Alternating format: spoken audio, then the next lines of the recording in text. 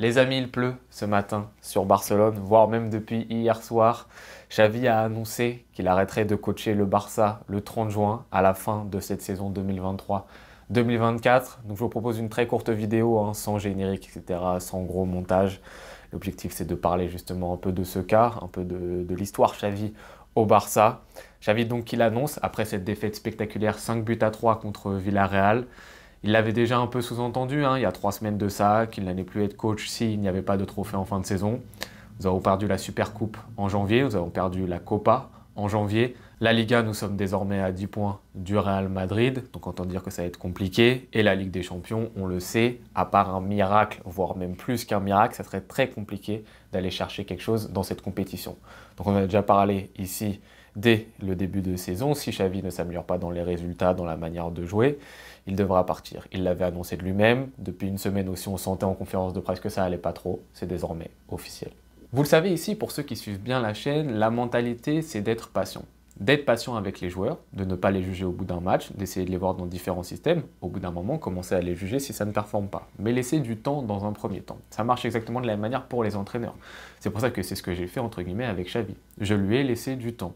Je me suis dit, il faut voir, lui donner les moyens de faire ce qu'il a envie de faire, et ensuite on jugera. Voilà pourquoi je mettais une deadline en fait à cet été. Maintenant, force est de constater, et je l'ai expliqué dans de nombreuses vidéos déjà, donc je ne vais pas encore totalement m'étaler là-dessus, mais que le Barça en ce moment, ce n'est pas peut-être la bonne période pour un coach de cette envergure, entre guillemets, dans le sens où le Barça en ce moment, on est en train de se recréer, on a un club qui n'est pas bien structuré sportivement et qui fait les mauvais choix. Ce qui fait qu'on a un effectif qui n'est pas cohérent, un effectif rempli de profils qui ne s'adaptent pas au même style de jeu. C'est-à-dire que les joueurs ne s'épanouissent pas dans le même style de jeu. En plus de cela, on a des blessés toutes les 2 semaines, voire toutes les semaines. Des blessés très importants. En plus de cela, on a eu des départs cet été qui n'ont pas été remplacés. Donc toutes ces choses mises bout à bout me faisaient dire que, certes, Xavi a toujours une part de responsabilité, j'en ai déjà parlé, dans le management, dans certains choix, Casado, etc., dans la manière dont il véhicule de l'émotion à ses joueurs sur le banc, il a ses défauts.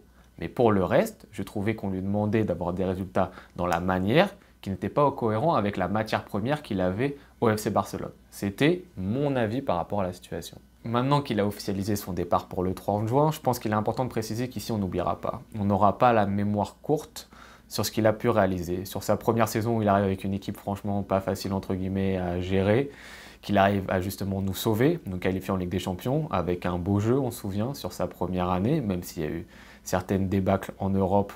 En Liga, ça a plutôt été sympathique à voir. On n'oubliera pas que sur sa deuxième saison, il a été champion d'Espagne, champion de Liga. Certes, peut-être pas dans la meilleure Liga du siècle, certes, peut-être pas avec la meilleure manière, mais il a su rendre cette équipe cohérente, alors que je pense que c'était vraiment pas évident et que c'était peut-être finalement la seule solution qu'on pouvait avoir avec cet effectif une nouvelle fois. On n'oubliera pas non plus que c'était un jeune coach, c'était sa première expérience dans un club européen, qu'il fallait peut-être l'accompagner, de la même manière qu'a été accompagné typiquement Arteta, qui a galéré durant ses 2 premières saisons en tant que coach d'une première équipe à Arsenal, mais à qui on a laissé du temps.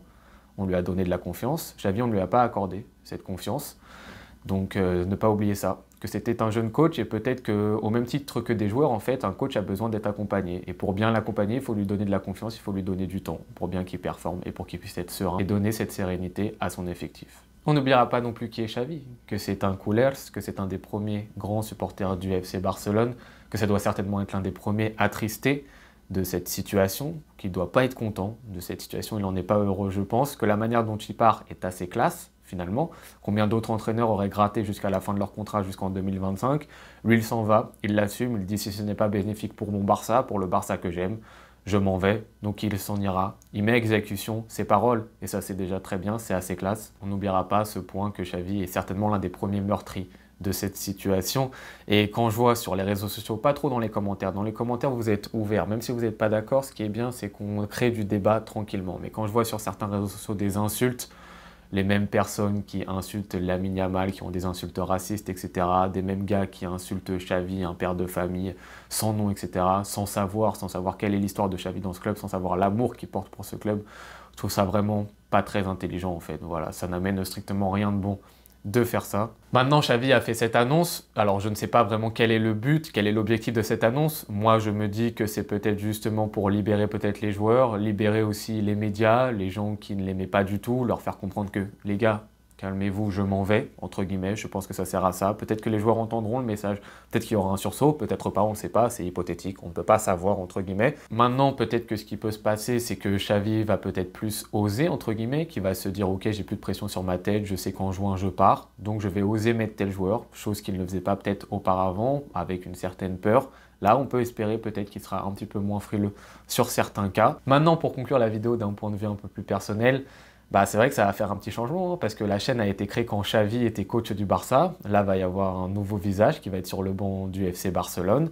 Ça va changer des choses, on va voir quelle énergie il va mettre, quel dynamisme, quelle animation il va vouloir mettre en place. Donc, il va se passer des choses.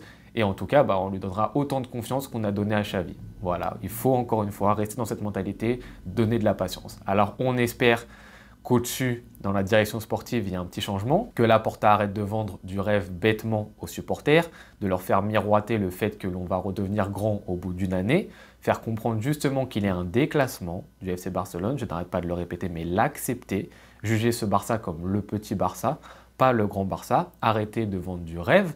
Là, il va être un peu dans la difficulté, Laporta, parce que le problème, c'est que Xavi était son bouclier, entre guillemets. Il mettait Xavi en vitrine pour que tout le monde se focus sur Xavi, ce que nombreux ont fait. Donc, les critiques ont fusé sur Xavi, bien évidemment pas sur Laporta. Laporta a réussi son coup. Maintenant, comment va-t-il faire si un deuxième coach se viande? Il aura un petit peu moins d'excuses. Mais en tout cas, avec le coach, on va continuer d'être patient. Et on espère qu'il y aura enfin une cohérence sportive et qu'il aura la capacité d'aligner des profils qui s'assemblent bien entre eux et qu'il ait le choix de le faire. Et pas qu'il y ait des passes décisives de Agent, de Curie, de Mendes, etc. En tout cas, c'est ce qu'on espère pour la suite du FC Barcelone. Je vous remercie beaucoup d'avoir regardé cette petite vidéo sur le Barça. On se retrouve très vite pour le pré-match contre Osasuna. Bonne journée ou bonne soirée en fonction de quand est-ce que vous regardez cette vidéo. Ciao.